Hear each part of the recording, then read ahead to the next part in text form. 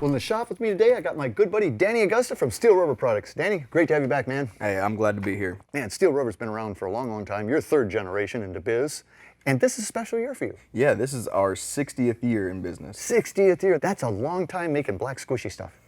Yeah, and we love every second of it. Well, you guys do some good stuff. Now, you know, sometimes it's like, well, how do I know I even need new rubber? And if I have something that looks like this, yeah, it's pretty obvious. Yeah, that one's a dead giveaway. And this would be the replacement for it, right? Like direct replacement. Yeah, that's the direct replacement. That's actually a door weather stripping from a 68 Camaro, and you can see that's the original we were actually able to remanufacture from. You take an original and scan that, and that's how you will make this? Every part that we make that's direct fit is copied from an original. This is my weather stripping itself, and then this is that fancy end.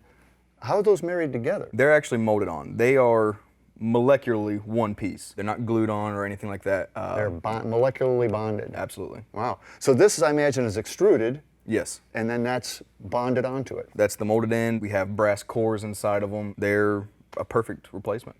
So this is pretty obvious again. Sometimes it's more subtle. Right. Know? So sometimes you open up your trunk and you see your weather stripping there and everything looks okay.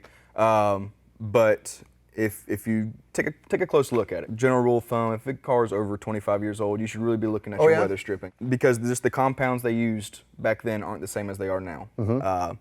So you can see something like this here.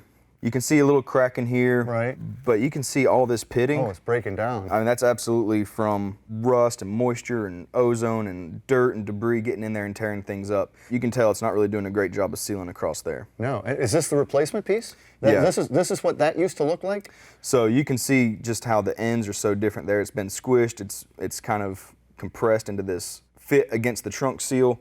And it doesn't have that positive seal. It's kind of like a passive deal. It's there, but it's not really doing its job. Well, how about that pair? This one here, you know, it's not too bad looking on the outside, but ooh, that don't sound right. it sounds like plastic. I mean, it's hard, and as you take it out, you can see it's very brittle. And that happens, and you'll see that mostly on almost all pieces, but you'll see that really especially on like the outer belt lines, like where you rest your arm when you roll your window down. And your passenger's playing with it and it's cracking off and falling down into the door. I know that. It gets real brittle. And again, you can see how that's what it should look like, and that's what it now looks like. Wow. So okay, so I know I need rubber. Now I need to know what rubber I need, and you guys do these custom catalogs, which I just absolutely love. So if I've got in this case, a 77 Oldsmobile Cutlass Supreme, you'll make a catalog just for me that shows me everything that you make for that car. You can use it even as a project list, and you do that for all sorts of cars. Yeah, so we have our database of our parts and what cars they go to. You know, they're directly linked, and we can go in there and we print our own catalogs in-house. We have the machine just spits them out all day long. You can send it to me electronically too, right? Absolutely. Yay. Yeah. So okay, so I'm building a street rod. Everything's kind of weird. You guys do a universal catalog.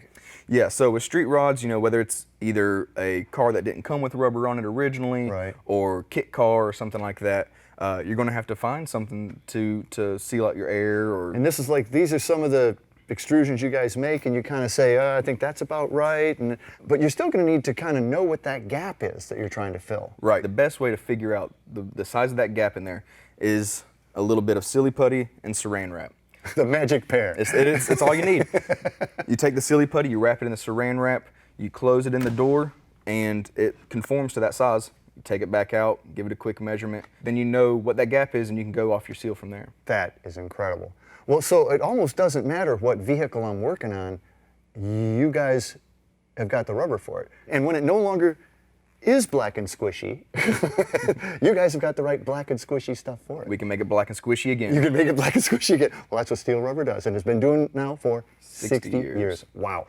Well, if you want to learn anything more about all these great different extrusions for all your different projects, log on to steelerubber.com. Yeah, even I know that one. It's time to replace. You can't revitalize it. No, you can't.